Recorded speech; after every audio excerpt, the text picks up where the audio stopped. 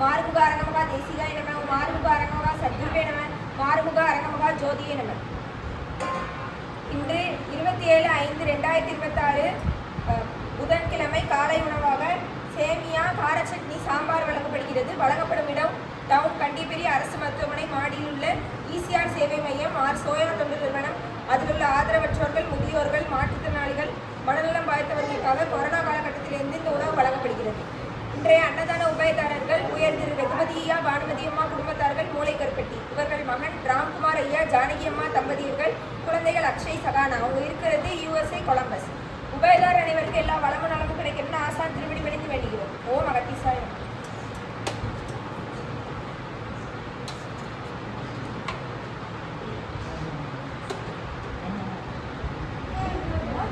இந்தாங்க வாங்க.